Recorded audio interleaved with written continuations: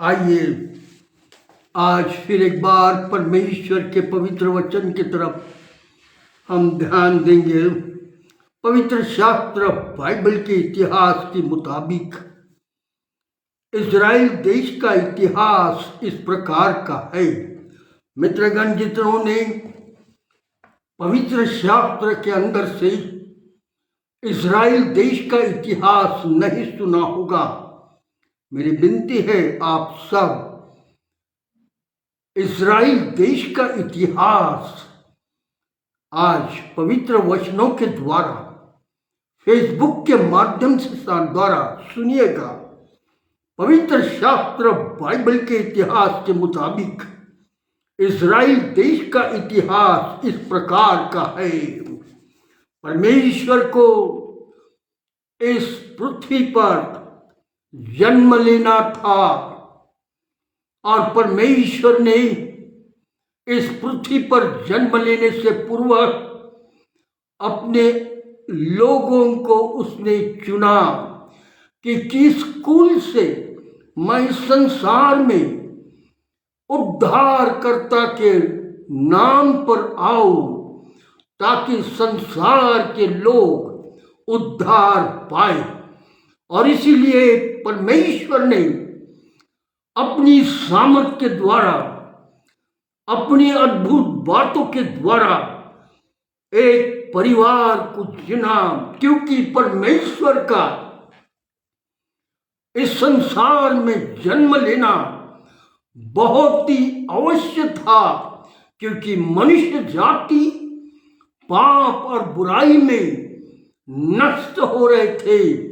उनका शरीर नाश हो रहा था, उनकी आत्मा भी नाश हो रही थी।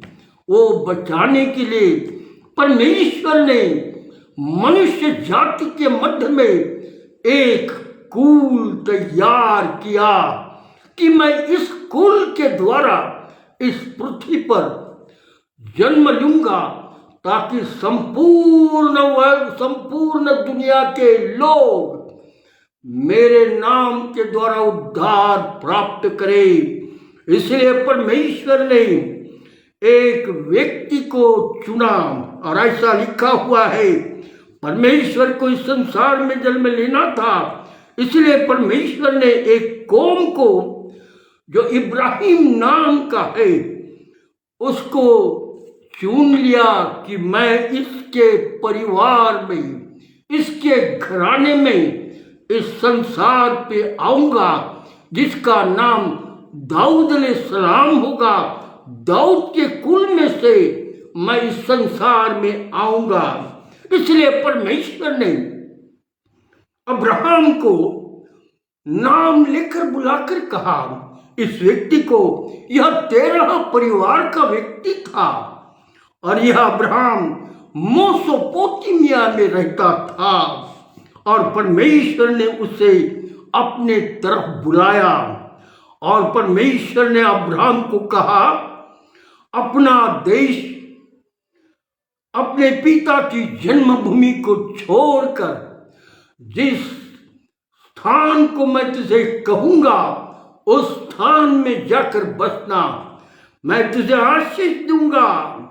अब्राहम ने स्वर्ग के परमेश्वर की आवाज को सुना, परमेश्वर को देखा और परमेश्वर की आज्ञा मानी। और इसलिए अब्राहम ने अपने स्वर्गीय पिता की आज्ञा मान सुनकर और परमेश्वर की आज्ञा मानकर अपना परिवार, अब्राहम ने अपनी पत्नी सारा, उसका भतीजा लूत ने अपनी पत्नी को लिया और सारे नौकर चाकर और जितना धन दौलत उन्होंने जमा किया था वो साथ लिए और सारे जानवरों के साथ निकलकर मेसोपोटामिया से निकल गए और निकलकर कनान देश की ओर जाने लगे। पवित्र शास्त्र बाइबल बताता है, मोरे के बांझ के वृक्ष के बीच में जब वे पहुंचे तो अब्राहम से परमेश्वर ने कहा, यह स्थान मैंने तेरे और तेरे घराने को दे दिया है। मैं तेरे संग रहूंगा, मैं तुझे आशीष दूंगा। हाँ मित्रगण, ये सत्यता मैं आप तक इसलिए दे रहा हूं क्योंकि उन सत्यता के कारण आप मनुष्य जाति का जीवन बदल जाएगा। मनुष्य जब सुनेगा कि ये गंभीर सत्यता है, इसे हमने कभी नहीं सुना, परंतु इस सत्यता को सुनिएगा ताकि आपको संसार में स्वर्गीय परमेश्वर का क्या प्लान था ये आप तक पहुंचेगा। और इसलिए तो सारी जातियों का मूल होगा अब्राहम। देखो क्या आशीष परमेश्वर ने अब्राहम को इसलिए दी कि उसने सुना कि मैं जिस देश को, जिस प्रांत को मैं तुझे बताऊंगा उस स्थान पर तू जा। अब्राहम ने आज्ञा मानी। मित्रगण, आज और मैं और आप यदि परमेश्वर की आज्ञा मानकर पाप, बुराई, दुष्टता, व्यभिचार, निरनिराय घूसखोरीपन, सारी बुराइयों को छोड़कर परमेश्वर के साथ चलेंगे तो भारी स्वर्गीय आशीष हम पर उड़ेगी जाएगी। अब्राहम ने परमेश्वर की आज्ञा मानी। परमेश्वर ने अब्राहम को आशीष दी और कहा संसार में इनके देशों, और आगे कहा तू सारी जातियों का मूल पिता होगा। मित्रगण, यह सत्यता देखो। हाँ मित्रगण, आज जितने यहूदी इजरायली है वे सब इब्राहिम की संतान है। आज जितने क्रिश्चियन संसार के देशों में रहते हैं वे सब इब्राहिम की संतान है। आज जितने मुसलमान लोग इस पृथ्वी पर पाए जाते हैं वे इब्राहिम की संतान है। और इसीलिए मित्रगण, सारे संसार में ये सत्यता है कि परमेश्वर ने अब्राहम को आशीष दी और इसीलिए अब्राहम से कहा मैं सारे पृथ्वी पर तेरी कुल को बनाऊंगा और तू कुल का मूल पिता होगा। देखो, यह सत्यता आप तक आ रही है पवित्र शास्त्र बाइबल के माध्यम से। परमेश्वर ने जो आशीष इब्राहिम को दी थी वह संसार के सामने आज है। और इसलिए मित्रगण, इसे दंत कथा नहीं बोला जाता। यह सत्य इतिहास, सत्य मनुष्य जाति को जीवन बदलने वाला परमेश्वर का वचन, सत्य वचन आप तक आता है ताकि मेरा और आपका जीवन बदल जाए। मैं और आप पापों से छुटकारा पाए, मैं और आप पश्चाताप करें और परमेश्वर से कहे प्रभु मुझ गुनहगार पर दया कर, इतनी उम्र हो गई पर मैंने तुझे नहीं जाना। मित्रगण, ये वक्त है कि आज मैं और आप सत्यता को जाने।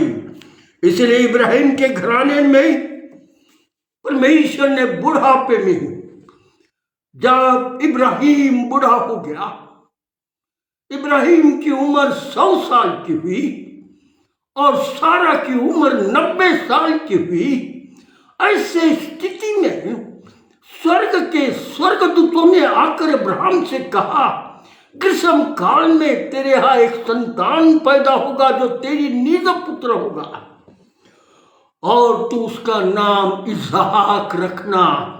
मित्रगण, यह सत्य था। अब्राहम को परमेश्वर ने आशीष दी बुढ़ापे में और इसहाक नाम का बेटा पैदा हुआ। मित्रगण, जब इसहाक पैदा हुआ तो परमेश्वर ने फिर आशीष इब्राहिम को दी और इब्राहिम बूढ़ा रहते समय में इसहाक की उम्र बढ़ने लगी और जब इसहाक बड़ा हो गया तब उसकी भी शादी हुई। और ऐसा कहा है बुढ़ापे में, और इसहाक की भी पत्नी रिबिका थी और रिबिका से 2 पुत्र पैदा हुए, एक साथ जुड़ गए। और ऐसा कहा है, पहला बेटा जब पैदा हुआ तो उसके पीछे उसका एड़ी पकड़कर दूसरा बेटा पैदा हुआ और पहले बेटे का नाम एसाव रखा गया और दूसरे बेटे का नाम याकूब रखा गया। बड़े और ये दोनों इसहाक के पुत्र बने और इसहाक ने दोनों को आशीष दी। परंतु पवित्र शास्त्र बाइबल बताती है कि इज़राइल देश का इतिहास इस प्रकार से है कि आप के सामने आज वचनों के द्वारा ला रहा हूं। याकूब इब्राहिम के कुल में पैदा होने के कारण याकूब पर भी परमेश्वर की आशीष आई। लिखा हुआ है मत्ती रचित सुसमाचार उत्पत्ति की किताब इसका 28 और 10 में, एक दिन याकूब बेरशेबा से निकलकर हरान की ओर जा रहा था।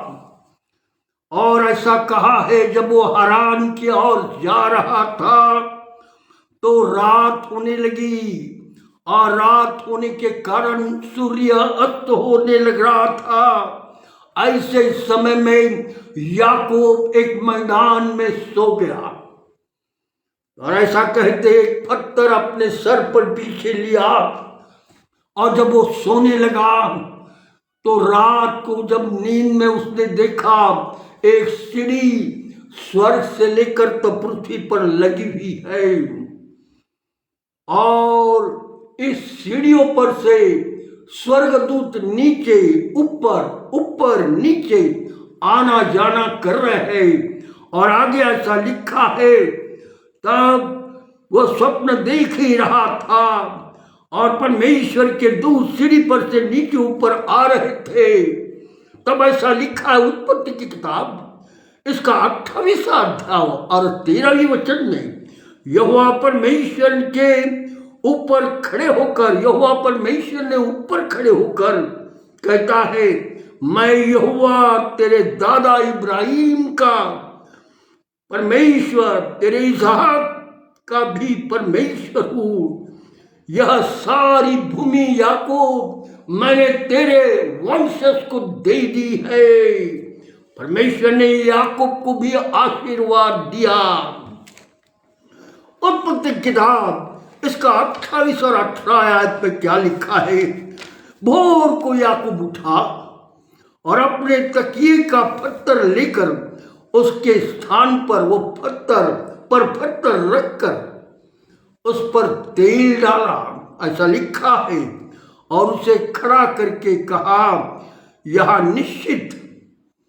याकूब ने उस स्थान का नाम बेतेल रखा। याकूब ने कहा, यह परमेश्वर का स्थान है। हाँ मित्रगण, याकूब ने जो दर्शन रात को स्वप्न में सोते समय में जो देखा, वह स्थान परमेश्वर का है करके याकूब ने बोला, क्योंकि याकूब ने इस प्रकार का दर्शन वह देखा।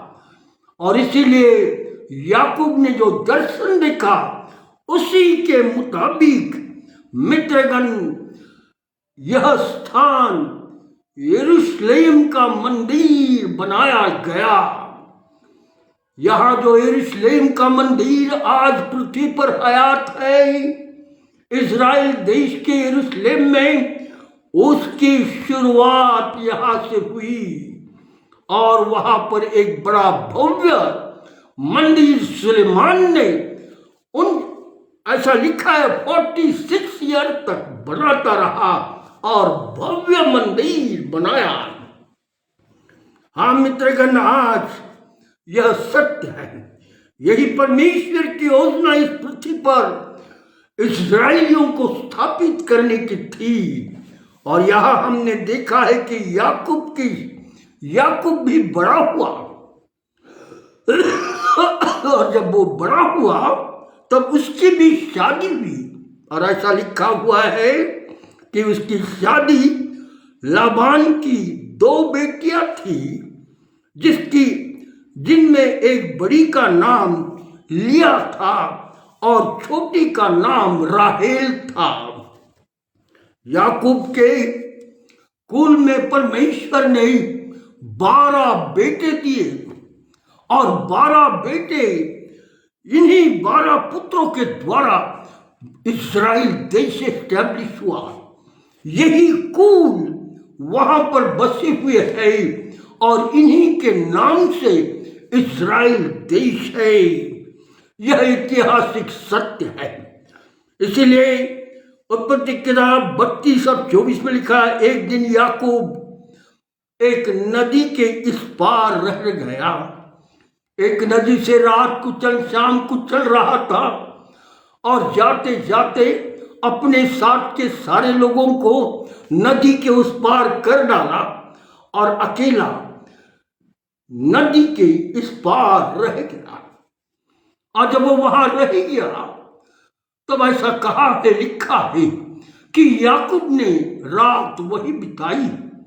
और जब वो रात वहां बिता रहा था तो अचानक एक पुरुष कहा गया वहां आया और अब्राहम को पकड़ लिया और अब्राहम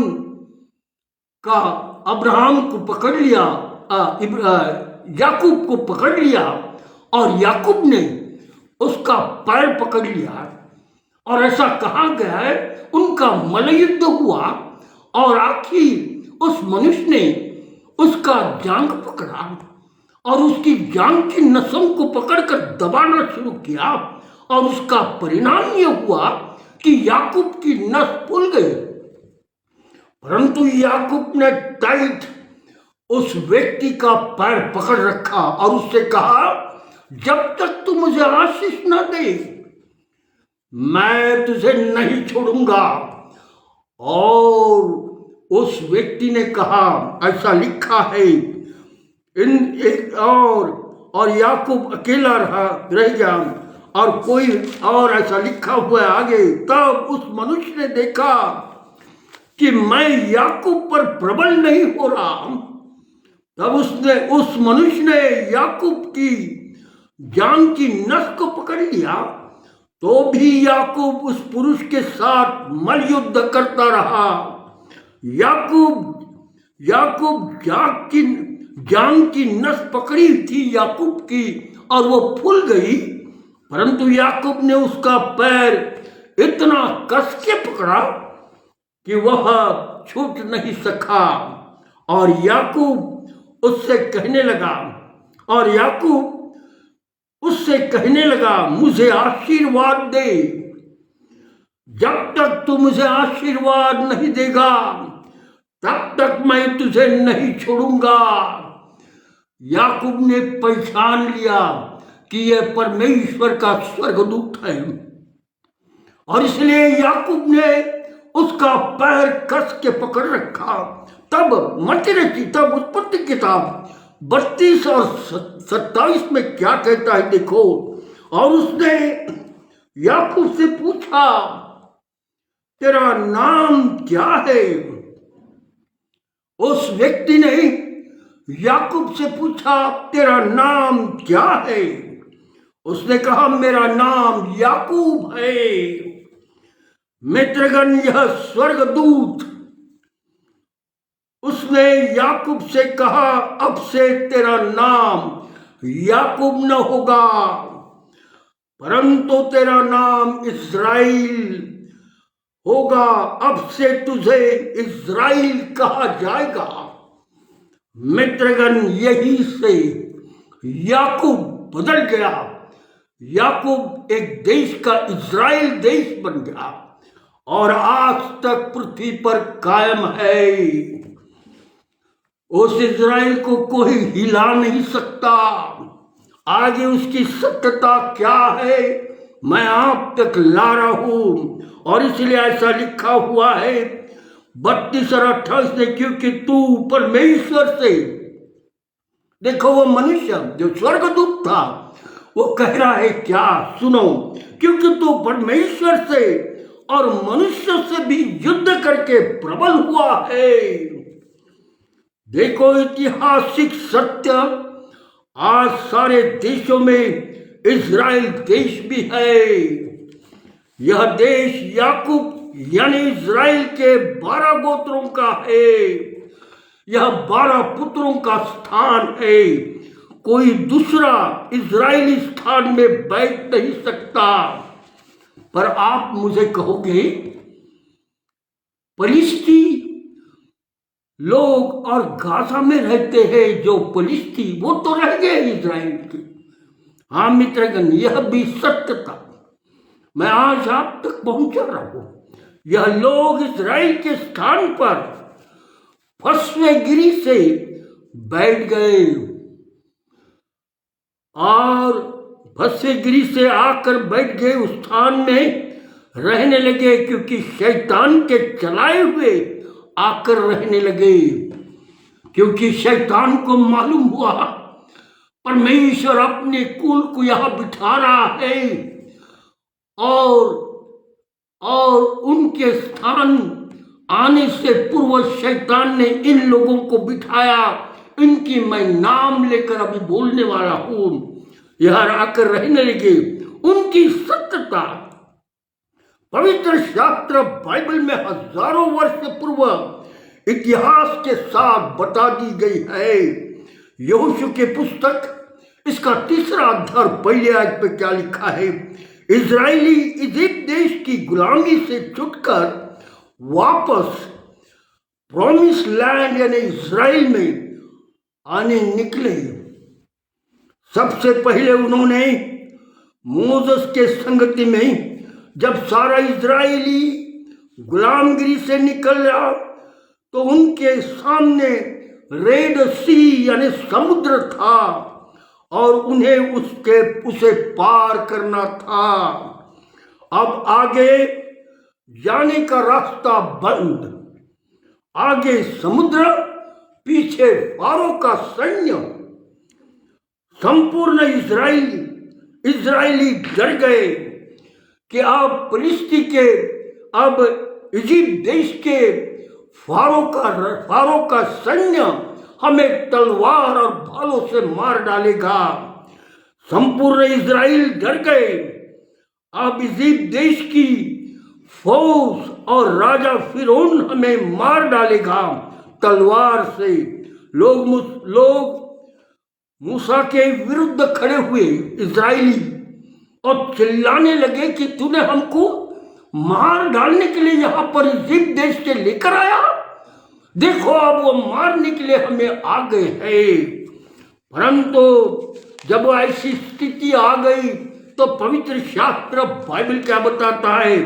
तब परमेश्वर की आवाज मूसा के कान में पहुंची और परमेश्वर ने मूसा से कहा, तेरे हाथ की लाठी उठा और समुद्र के ऊपर मार। मूसा ने अपना हाथ स्वर्ग की ओर लाठी उठाई और समुद्र पर मारते ही समुद्र 2 भाग हो गया और एक सूखा रास्ता समुद्रों के बीच से पार जाने का हो गया।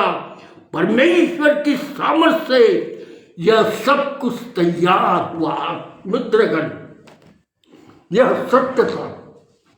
संपूर्ण विश्व जानता है कि परमेश्वर ने मूसा के पास जिस लाठी को दिया था वह परमेश्वर ने अपनी सामर्थ्य से भरकर दी थी और इसीलिए लाठी मारते बराबर ताम्रा समुद्र बोला गया है, लाल समुद्र 2 भाग हुआ।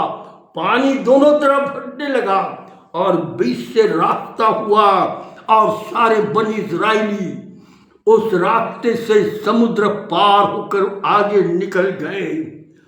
मित्रगण, यह सत्य था।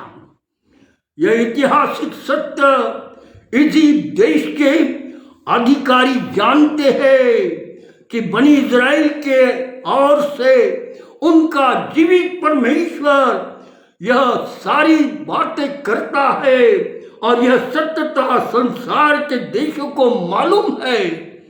इसलिए इजिप्ट देश के प्रेसिडेंट ने और देशों ने इस समय जब इजराइल देश के विरुद्ध लड़ाई हो रही है, अरब देश भी उठा नहीं और आजू बाजू के देश भी नहीं उठे। इजिप्ट देश ने भी कुछ नहीं कहा, साथ में रहे जरूर पर कुछ बोला नहीं, क्योंकि उनको मालूम है इस्राएल का परमेश्वर जीवित परमेश्वर है, वो इस्राएल की तरफ से है, हमारा नाश होगा, इसलिए सब हट गए। मित्रगण, यह सत्य था। आप तक इसलिए बता रहा हूं कि आगे आपको पता लगेगा कि ये फलिस्ती लोग कैसे बैठे, क्योंकि ये देश इस्राएल देश की सत्यता को जानते हैं। इसका परमेश्वर इस्राएल के साथ है। यह वार्ता सारे आजू बाजू के देशों में फैल गई कि इस्राएल का परमेश्वर ने समुद्र को दो भाग किया और बनी इस्राएलियों को इसी देश से बाहर निकाल लिया और इस्राएलियों के लिए मार्ग बनाया कि वे अपने प्रॉमिस लैंड कनान में आकर रह सके। इस्राएल कनान देश में वापस आ गया। शैतान ने जो प्रॉमिस लैंड थी उसे इंक्रोचमेंट किया, करके डाला, ताकि वहां परमेश्वर के लोग जो इजरायली है रह न सके। उसे शैतान ने इन लोगों को लाकर बिठाया। वे यह लोग है, क्या नाम है इनका सुनो, कनानियों, हित्तियों, हिब्बियों, परिज्जियों, गिलगालिया, अमोरी, यबूसियों, इस देश में से निकाल देना। यह परमेश्वर की आज्ञा बनी इस्राएलियों को परमेश्वर ने दी थी। यहोशू की किताब इसका 6वां अध्याय। पहले एरिहो को इस्राएलियों ने कब्जा किया। एरिहो का संपूर्ण इतिहास पवित्र शास्त्र बाइबल में है। परमेश्वर की सामर्थ्य से इस्राएलियों ने और यहोशू ने मिलकर परमेश्वर का जयघोष किया और यरीहो की दीवार गिर गई और सैन्य और सारे इस्राएली अंदर घुसे और बनी और यरीहो के लोग भाग गए और बहुत लोगों को मार डाला, नाश कर डाला, क्योंकि परमेश्वर की आज्ञा थी। यह सारा स्थान मैंने तुम्हें दिया है, यहां कोई और ना बैठ सके। फिर उसके बाद एकर के नाम का एक नगर था, उससे भी ले लिया। एरिहो के अंदर का राजा भी मार डाला गया और लोग भी मार डाले गए। ए शहर का भी लोग मार डाले गए, राजा को भी मार डाला गया। एक और आगे क्या लिखा है देखो, तब 9वें अध्याय में लिखा हुआ है, यहोशू के हित्ती, एमोरी और कनानी, परिज्जी, हिब्बी, यबूसी जितने राजे थे वे सब एकजुट हो गए और एक मन होकर यहोशू और इस्राएल के विरुद्ध लड़ने के लिए निकले। तब पवित्र शास्त्र ऐसा कहता है, यहोशू 9 और 3 में, जब गिबोन के निवासियों ने सुना कि यहोशू ने एरिहो और एक क्या क्या किया है, नगर को क्या क्या किया है और उन्हें दोनों ठिकानों को अपना कब्जे में कर लिया है, तो दूसरे प्रांत के लोग डर गए, कहे परमेश्वर इनके साथ है, यहोवा परमेश्वर इनके साथ है। यहोशू इसका 9वां अध्याय 4 वचन में ऐसा लिखा है, तब उन्होंने छल किया और राजदूतों का भेष पहना कर, देखो गुफिया तरीके से लोग इस्राएलियों के बीच में आए, उसका विवरण यहां पर दिया है। तब उन्होंने छल किया और राजदूतों का भेष पहनकर अपने गधों पर पुराने बोरे और पुराने फटे और जोड़े लगे हुए मदिरा के कुप्पे लटकाए लाद कर लेकर आने लगे। अपने पांव में पुरानी पैबंद लगी हुई जूतियां और शरीर पर पुराने कपड़े पहनकर और अपने भोजन के लिए पुरानी रोटी जिससे फुफुंदरी लगी हुई है रोटी साथ में लेकर आए। तब पवित्र शास्त्र बाइबल में बताता है यहोशू की किताब 9वां अध्याय 6वीं आयत में, तब वे गिलगाल की छावनी में यहोशू के पास आकर उनसे और इस्राएलियों से कहने लगे, हम दूर देश से आए हैं, इसलिए तुम हमारे साथ वाचा बांधो, क्योंकि हमने सब लोगों ने मिलकर ये तय किया है और तुम्हारी बातें सुनी है कि परमेश्वर ने किस रीति से तुमको लाल समुद्र से पार बाहर ले आया और कैसे कैसे रीति से आपकी मदद की है, कैसे आपने एरियो को कब्जे में लिया है, दूसरे प्रांतों को तुमने कब्जे में लिया है। तो हम सब मिलकर तुम्हारे पास नम्रता से आए हैं, हम बहुत दूर से आए।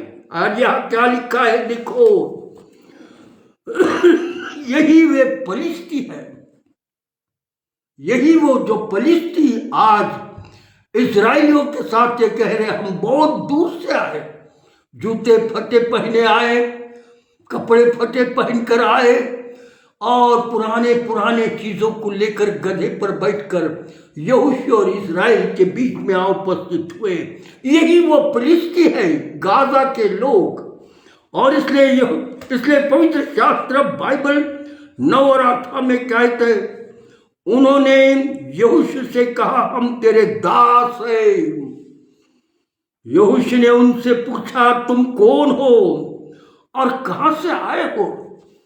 तब उन्होंने कहा तेरे दास बहुत दूर देश से परमेश्वर यहोवा का नाम सुना है कि उसने उसकी कीर्ति सुनी है कि उसने क्या क्या काम किए तुम्हारे लिए। यह सब सुनकर जब हमारे देश के लोगों ने यह सुना तो हमारे बुजुर्गों ने हमें सलाह के साथ भेजा है कि हम पूरे देशवासी तुम्हारे दास बनकर रहेंगे। यहोशू की किताब 9 और 14 वचन में कहा है, यहां हम देख रहे हैं यहोशू और इजराइल की गलती। देखो यहां हम इस वचन में पढ़ रहे हैं यहोशू जो प्रभु का दास था उसकी और बनी इजराइलियों की गलती। तब इजराइलियों ने और यहोशू ने बिना परमेश्वर की सलाह लिए हुए उनके साथ वाचा बांधी। हाँ मित्रगण, बहुत बार हमारे जीवन में ऐसी ही गलतियां होती रहती हैं। वाचा बांधने के 3 दिन के बाद उनको यह समाचार मिला कि वे तो हमारे पड़ोस में ही रहने वाले एक लोग हैं। सब मंडली के बीच उनके शपथ खाई थी। इसलिए यहोशू ने क्या कहा देखो, यहोशू की किताब 9 अध्याय 17वीं आयत में, तब इजराइली कुछ करके तीसरे दिन उनके नगरों में जिनके नाम गिबोन, कपीरा, बेरोत और किर्यथायीम है पहुंचे। और ऐसा लिखा हुआ है 9:19 में यहोशू की किताब में, और इजराइलियों ने उन्हें नहीं मारा। हमने इजराइल के परमेश्वर की शपथ खाई है कि इसलिए अब उनको छू नहीं सकते। यहोशू 9 और 21 में कहा है, इजराइल ने उन्हें मार नहीं डाला पर वाचा के कारण उन्हें मंडली के लिए लकड़हारे और पानी भरने वाले करके उनको नियुक्त किया। और इसलिए ऐसा लिखा हुआ है, फिर यहोशू ने उनको बुलवा कर कहा, तुमने तो हमारे ही बीच में तुम तो हमारे बीच में ही रहते हो, फिर तुमने हमसे यह कहकर क्यों छल किया कि तुमसे बहुत दूर रहते हैं? यह पलिश्तियों के लिए प्रभु के दास ने क्या कहा हम सुने, इसलिए अब तुम श्रापित हो। पलिश्तियों को यहोशू ने और इस्राएलियों ने कहा तुम श्रापित हो, और तुम में से ऐसा कोई न रहेगा जो दास अर्थात मेरे परमेश्वर के भवन के लिए लकड़हारा और पानीहारा भरना न हो। सबको तुम सबको हमारे दास बनकर रहना होगा। और इसलिए आगे यहोशू ने कहा 9 और 27 में, यहोशू ने उन्हें लकड़हारे और पानी भरने वाले का काम सौंपा। मित्रगण, यही है जो पलिश्ती लोग जो शैतान के चलकर आतंक फैलाने के लिए रहते हैं। इन्होंने चालाकी से वह स्थान जो पलिश्ती है ले तो लिया। गाजा का एरिया जो इज़राइल का एरिया है, यह पलिश्तियों ने ले लिया। पर अब युद्ध हो रहा है। यही पलिश्ती गाजा के लोग, परमेश्वर ने इन सबको इज़राइलियों को कहा था इन्हें नाश कर डालो, मार डालो। परंतु पवित्र शास्त्र बाइबल की भविष्यवाणी क्या कहती है हम सुनेंगे। प्रभु यीशु मसीह के इस संसार में जन्म लेने के 600 कुछ वर्ष पूर्व सफन्या नाम का एक भविष्यद्वक्ता, परमेश्वर ने उसे भविष्य में क्या कहा सुनिएगा। भविष्यद्वक्ता हजारों वर्ष पूर्व यह भविष्य लिख कर रखता। सफन्या इसका 2 अध्याय और 4 वचन, क्योंकि गाजा तो निर्जल, देखो यहां स्पष्ट लिखा है हजारों वर्ष पूर्व की भविष्यवाणी। सफन्या इसका 2 अध्याय और 4 वचन, क्योंकि गाजा तो निर्जन और अस्कलोन उजाड़ हो जाएगा। अस्कलदोद के निवासी दिन दोपहरी में निकाल दिए जाएंगे और एक्रोन उखाड़ा जाएगा। ऐसा लिखा है आगे सफन्या का पुस्तक, इसका 2 अध्याय 5वें आयत में, समुद्र तट के रहने वालों पर हाय, करेती जाति पर हाय।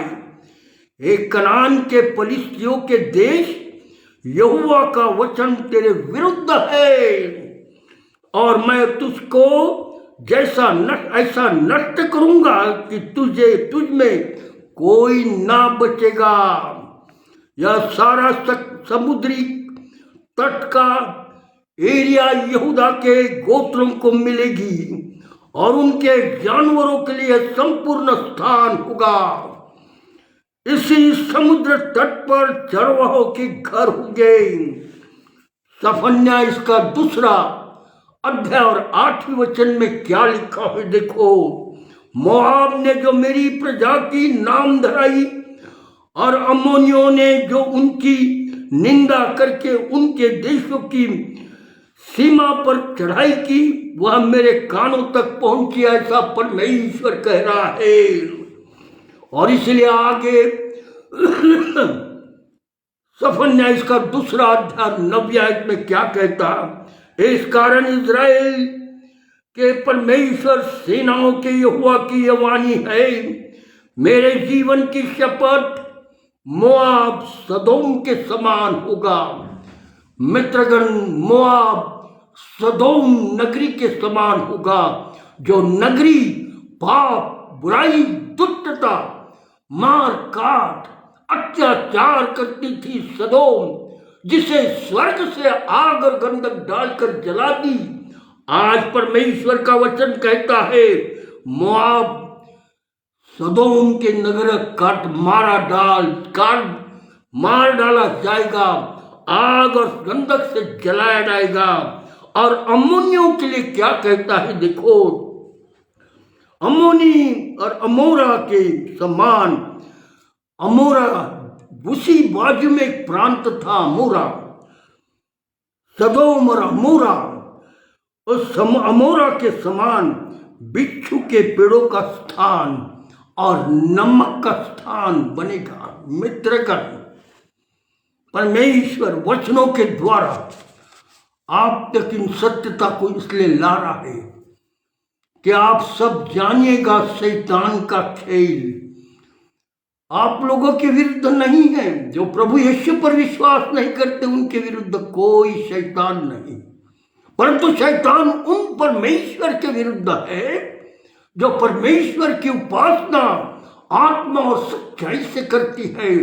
इसीलिए सब प्रकार की तकलीफें शैतान मनुष्य जाति में डालता चला जा रहा है।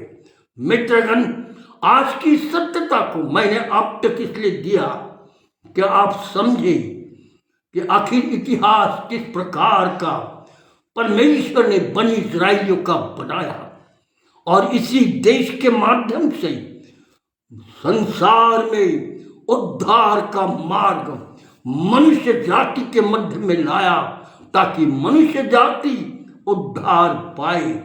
आज मैं यही समाप्त करूंगा, पर आगे परमेश्वर के वचन को आप तक लाऊंगा ताकि उसका वचन आपका जीवन बदल डाले। आइए हम प्रार्थना करें। हमारे अत्यंत दयालु परमेश्वर पिता, आज तेरा जीवित वचन, तेरी ऐतिहासिक सत्यता संपूर्ण तेरे लोगों के मध्य में बांट दी गई है। मेरी प्रार्थना है लोग अपनी आंखों से, अपने कानों से, अपनी बुद्धि से, अपनी आत्मा के प्राण से इस गहरे बातों को सुनकर अपने जीवन को सत्यता में डाल दे ताकि तेरे साथ मेल मिलाप करके दुष्टता, बुराई, शैतान की युक्तियां इन सब से दूर रह सके। आज मैं तुझसे प्रार्थना करता, जितने लोग वचन सुन रहे होंगे उन्हें तू आशीष दे, उनके साथ हो। ओ प्रभु, मैं जानता हूं आज देश में बहुत भयंकर स्थिति है, परंतु मेरे देश के लोगों को आशीष दे और उन्हें शांत का आत्मा दे। हर एक व्यक्ति जो प्रभु आज बुराई की तरफ दौड़ रहा है, ऐसे सारे लोगों को रोक ले।